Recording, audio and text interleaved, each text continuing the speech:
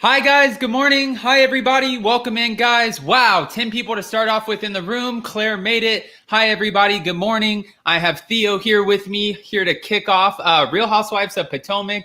Guys, what an episode last night. That was crazy. So last night we watched Real Housewives of Potomac, Season 5, Episode 1. Wow. So what did you guys think? I mean, a lot of people didn't even know if they were interested in watching this season. I think this season's going to have a lot of drama. I already like Dr. Wendy. I think she's going to be a lot. And yeah, they're doing a lot. Obviously, a lot of panovers on this whole Monique and Candiace fight. So that drama obviously is kind of like the Brandy Denise drama of Potomac. I'm going to put this guy down and we'll get started. All right. And guys, before we get started, I did want to say thank you again, Stephanie, so much. I didn't see it last night when we were doing our 90-day recap, but I got your PayPal donation. Thank you so much, Stephanie, for the love.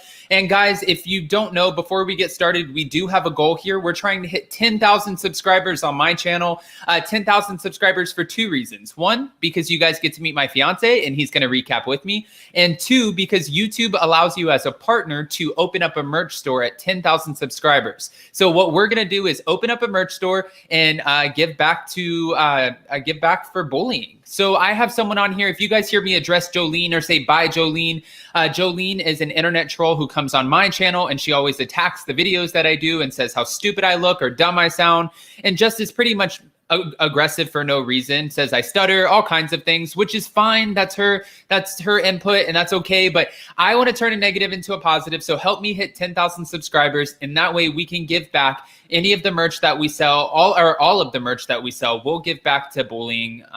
Yeah, guys, 20 in the room. Let's get started. Hi, Jamal. Good morning, everybody.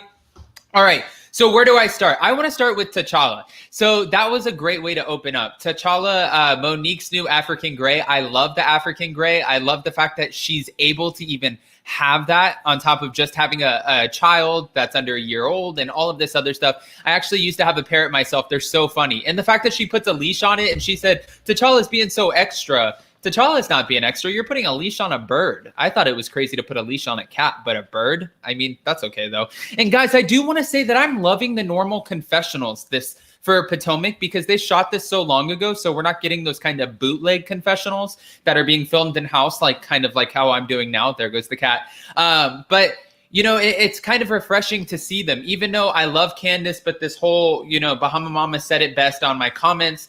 This whole Rapunzel look to the side, I don't know if I'm totally loving that, or Karen Huger's scarecrow look with the blonde wig. I don't know if I'm loving that too much either for the confessionals, but I do love the fact that they're professional confessionals. Oh, and by the way, guys, Karen's back in Potomac. What did we think about that?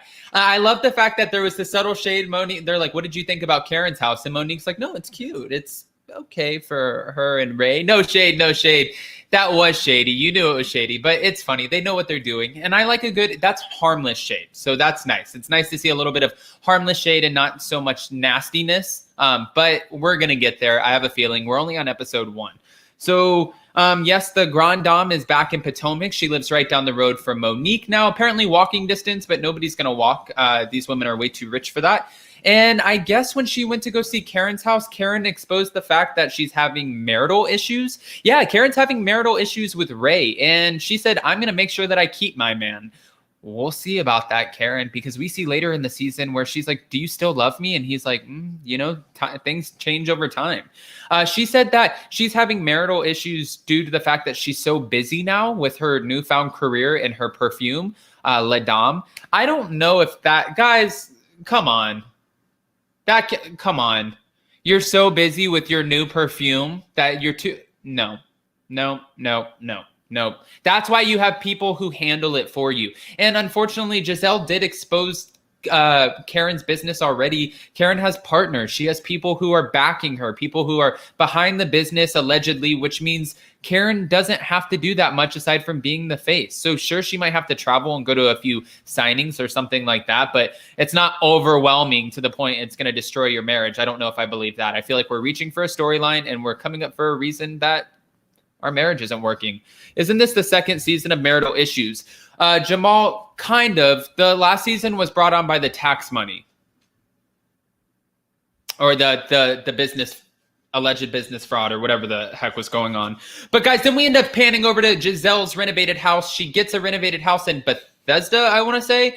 Yeah, she ended up paying $900,000 for it, which I thought it looked great. But I was curious because a lot of people kind of sounded off on Twitter and they were like, this is so gaudy. Like, this looks like Jersey style, but in Potomac with all the colorful walls and like the mirror and the purple and the pink and I mean, I don't know. I didn't think it was too much. I love the fact that she has a 2-story master bedroom. I think that's a great way to do a renovation. I like the fact that she did white modern appliances, which most people think is tacky, but she did it in like a nice, they looked great. I loved her kitchen. I thought she did a pretty great job, but I'm curious what you guys think. Did you think that her taste was tacky or did you think that it was bougie? Because, I mean, you know, but anyways, we'll keep it moving on. And Gizelle's back with her ex. Gizelle's back with Jamal. But guys, I don't know how I feel about this. She's back with Jamal, but Jamal cheated on Gizelle. And it's pretty bad even when your kids can point out that there's something wrong. Even the kids were saying that, you know, like, dad only calls us when you tell him to. Dad only reaches out because you want him to. Dad, you know, he calls us and then it calls you immediately right after to tell you that we're sorry, the cat just jumped off the thing. Guys, 41 in the room. Let's hit 50. Anyways, the kids are just not buying this whole situation. So I think that's super telling. Monique calls him Pastor Holy, WHORE. So she has a nickname for him, for herself, I guess. And Gizelle, I guess that's because Gizelle calls Monique's husband Chris, though, big boy. I don't know. It doesn't really matter. But she's back with her ex. Yeah, let's pan over to Chris and Candiace planning their ridiculous anniversary party. Again, guys, I love Candiace. I don't love the Rapunzel do, but if you guys missed it, check out my interview with Candiace. It's on my channel. But what I do have to point out is Candiace seems to always overdo the luxury lifestyle for the camera. So the fact that they're looking at $5.5 million homes in the last season, and we see that Gizelle makes fun of that. Why? Because that's outrageous, especially when your mom's paying your mortgage. It really does sound outrageous to get a $5.5 million home. And then you're walking into a venue for a first-year anniversary party that's $22,000. Again, guys, another ridiculous thing that Candiace is doing, bringing for a storyline to the screen. I'm not loving it because then right after, she ends up having a party with a cash bar. So then they all call her out, and then they kind of look down at her and make her look silly. I mean, it doesn't look silly because yes, she's still having a party that she's paying for. And, you know, if you want to drink, sure, pay for it yourself. But it did give the women ammunition to come after her. And that's exactly what they did. They were like, honey, cash bar, you know, and then they said, Karen said to each their own. But I don't know, guys. The $22,000 venue, that's like the price. You haven't even bought a house yet. Put the $22,000 down on a house. It's Potomac. It's not that expensive. Okay. Then we talk about Ashley and Michael's Ashley and Michael talk about the new mom fears. And that was kind of like, okay, she doesn't want to go out of the house. She doesn't want to, the dingo ate my baby in Australia and this, and okay, we get it. You're a new mom. The producers did it best. When they did the rambling on and just kind of panning over and her going over and over and over every possible thing that could go wrong being a new mom. Which was kind of like, Guys, 50 in the room. Everybody, please, as you come in, make sure you like the video. It helps tremendously. It gets more eyes on the video, guys. We can get more people in here and get more people on the chat. Thank you so much for the support, guys. Please like the video. Anyways, I'm going to move on past this Ashley and Michael thing because that's not even the real drama with them. We are waiting for him to have the whole cheating scandal. That hasn't happened yet, so this storyline is not interesting to me. I mean, that sounded awful, but you guys know what I mean. But okay, so then we pan over to Robin and Juan. They've outgrown their house. Juan wants to continue to grow, and Robin's like, the hell? I don't think so. Continue to grow. We need to get married. What are you talking about? Continue to grow. And Juan's like, oh yeah, you're right. You know, you're right. Actually, I think at this time, you know, I agree. We will need to get, you know, we'll get married and we'll move into a new house. It actually was touching. It made Robin happy. But as we see in the trailer that later on through this season, season 5, they're going to have marital issues before they even get married. So that's all going to happen anyway. So we know what's going to happen. I hate when it kind of ruins it a little bit with the trailer, but I guess it's not going to be all rainbows in La La Land for too long. Okay, what else, guys? Candiace isn't inviting Ashley. And she called Gizelle's house a renovation project. So guys, again, Candiace and her husband Chris are having a first year anniversary party that her mom's actually not paying for since the cash bar, or hence the cash bar. But no, she's not going to invite Ashley. She says Ashley has some breastfeeding to do and she's a new mom. She can go focus on being a new mom and focus on breastfeeding. I guess that's the case. It wasn't too nice and Gizelle didn't think it was too nice, but they're trying desserts or whatever for this first year anniversary party. And they're sitting there talking back and forth. And all of a sudden it takes a left turn. I don't know if you guys, I was not expecting it. Gizelle, when Candiace looks at Gizelle and she's like, how's the house coming? How's the renovation? Gizelle goes, Candiace, I know you, like the way you came at me with your Twitter fingers, pretty much like that was so tacky. And Candiace is like, wait, but first you came at me first. You came at me about the house hunting. And she's like, well, your mom mentioned it. Your mom mentioned it. Your mom is the one who told me, she asked me to buy for it. And Candiace said, what you're not going to do is bring my mom into it. So I don't know, Candiace, if they were bringing your mom into it or if your mom brought herself into it. It looks like Dorothy stepped her way into this on her own. But anyways, Gizelle was just pretty much saying that it looks crazy trying to shop for a $5.5 million home on there when Gizelle's actually buying her $1 million home that she renovated. But she did call out the fact that Candiace called it a renovation project and a $900,000 cabin. That wasn't too nice. But and a teardown. That's what she called it, was a teardown. But she owns her home. I guess that's a perk. Guys, 60 in the room. Let's hit 70. What are you guys saying in here? Let's see. Ashley is so pretty. I think so too. I think Ashley's very pretty. I liked Ashley's straight hair. Yay, it's at. Thank you, Jennifer. Candiace is the worst. Cash bar is tacky for Housewives. Can't stand Candiace. Even Candiace's mom. Oh, guys, I was going to mention that to you. I love how they showed in the pan back where Andy said, did you hit her with a purse? And she's like, I did not hit my daughter with a purse, Andy. She might have ran into my purse, but I did not hit my daughter with a purse. It's like, that's what I love about Dorothy. Anyway, so yes, guys, like you just mentioned, Candiace's cash bar, that's not very spot on for Housewives. Housewives don't normally do a cash bar, but we did get to meet Dr. Wendy Osefo. They brought her right in for the Diamonds and Denim party, and I'm liking her already. She already seems like she's going to be interjecting, but Karen's not impressed. Why, Karen? What do you know that we don't know about Dr. Wendy Osefo? Because in the trailer, she's like, it's Dr. Wendy. I'm not going to say the word. I'm supposed to be centered on YouTube, but she's quick to speak up. She speaks up in the room. She's a professor. She's a philanthropist. She's a mom. She gives back. She just had a new baby a few weeks before filming. Yeah, this woman is on top of it. She's going to be a force to be reckoned with. And as you can see, she's going to be okay with interjecting herself. And that's the kind of housewife we need. So far, it seems like she's going to be Team Candiace and that she's going to be coming on pretty strong to Karen and Ashley, I guess.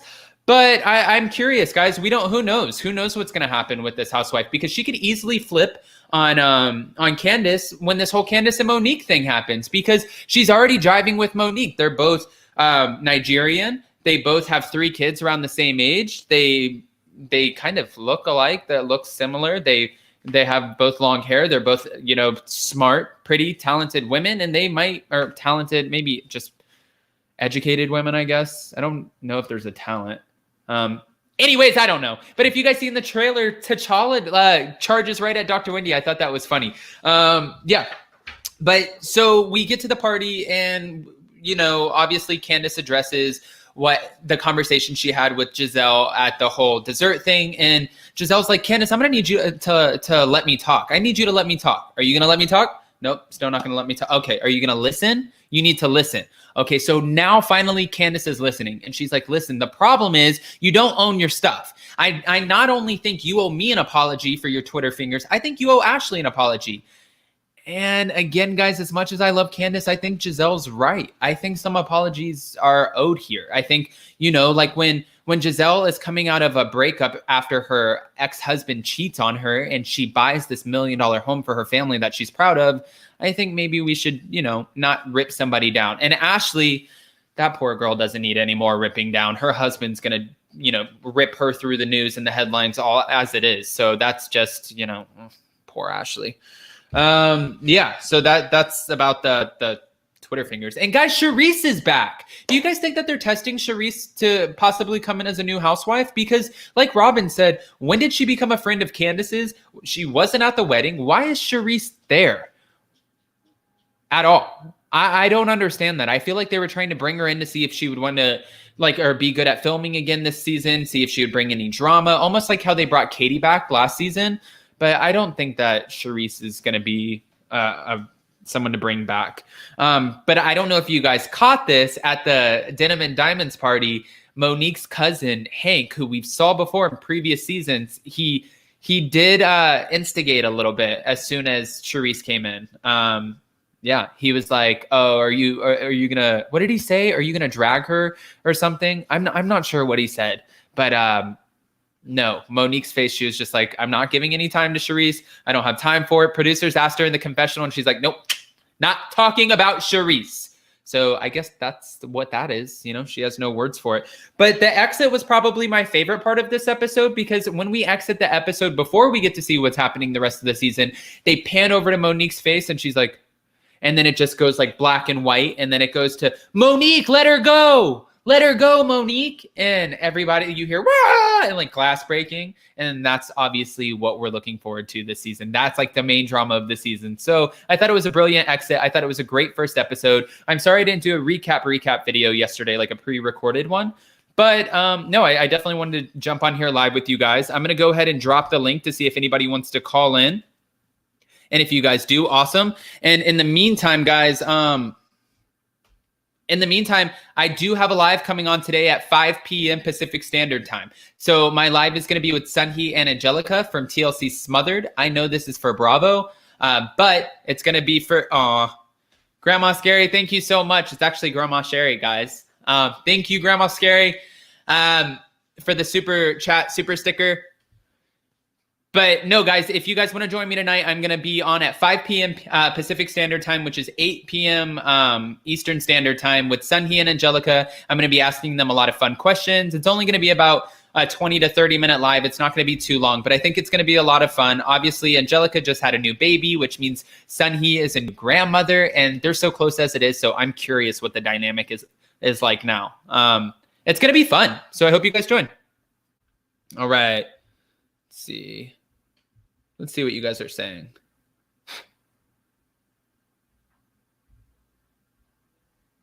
All right. Hi, Dorit. Hi, Adam. How are you? I'm doing good. How are you? I'm good. What did you think about last night's episode? This is the first time I've watched the show. I've never watched the Housewives of Potomac. They all seem a little uppity to me. A little full of themselves. A little uppity, a little full of themselves. Entitled. Did you like the cash bar? I didn't catch all of it. Oh, you didn't catch all of it? I got the midway, but I don't think I'm going to watch it. No? No, it didn't keep your attention? I don't like it. No. Do you have a favorite Housewives that you like?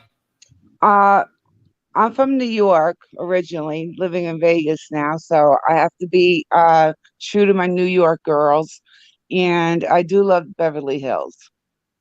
New York and Beverly Hills. Okay, so from New York, who's your favorite housewife? Well, it was Bethany. Bethany! I know, I miss her. She just announced too that she's there. She said there's no chance she's coming back.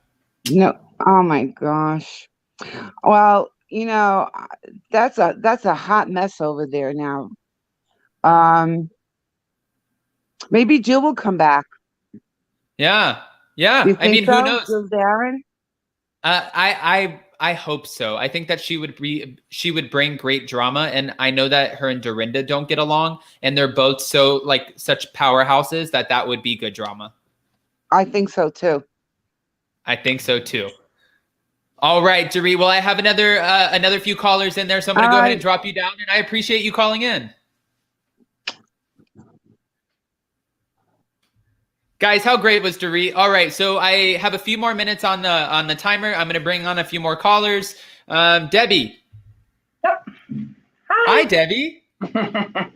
How are you? I feel like this is deja vu. Yes. Okay. All right. What are our thoughts? This season reinforces why I just do not I've just never liked Candiace. I don't understand why she's on this show. I think it's because she's so extra. Yeah, but there has to be some reason behind the extra. And she deserves everything that comes to her, quite honestly. Like, she's such a mean-spirited person. There's one thing to be extra, but if you are like purposely evil about it, like I'm not involved in that at all. You mean like Ashley out? Well, I think she has a lot of guts when she's tweeting her vile thoughts, and then she just agitates so much stupidness on this show, and she takes away from what the show could be. And she's pushed it a little too far with this upcoming fight coming up. So I hope they take her off, because I don't think it's necessary. I don't think it's needed for the show. They have so much else to offer besides someone who's still living off of her mother and trying to have a phony life for a television show that she obviously cannot afford. Grandma Scary said, but she gets it from her mom. Yeah, but at least her mom got money. That's true. You know, her mom has the money to back it up, and all she has is a lot of like empty verbiage. Like, she's such a waste of time on this show. You know, and I was trying to, that was a point that I was trying to make, was about the house, and what Gizelle's pointing out is you're looking at $5.5 million homes. You're looking at $22,000 venues. It's almost like a fake portrayal of a housewife lifestyle, almost like when they called out Eva on Real Housewives of Atlanta, and they're like, why are you renting all these different homes? Why are you, like, where do you really live? What's going on, you know? At least Eva had a plausible excuse. She was getting away from an abusive ex, right? So she did have to move quite a bit. But with Candiace has champagne taste and pipe water budget. I said before, I elevated her and said she had a lemonade budget, but now I'm demoting her down to pipe water. Pipe water. She is just such a fraud. And I mean, to a certain level, most of these ladies on these shows are frauds. But for her, I can't stand her. I just can't. She's just mean for no good goddamn reason. You know, and I thought it was super telling. Gizelle's ex-husband, Jamal, usually kids want their parents to get back together. You know, like I always wanted my parents to get back together. So I think that was just like, it was so telling to see them be like, you know, no, why are we doing this again? She has to be very careful because she has 3 girls and they got divorced quite a while ago while those children were very young. I have a feeling that there was some sort of discrepancy in communication between the girls and their dad over the years, to the point where they're not very trusting of him. They might have overheard their mother, like, speaking of what he did to her in the past. You have to be very careful with your daughters and the men that you bring in and out of their lives, including their dads.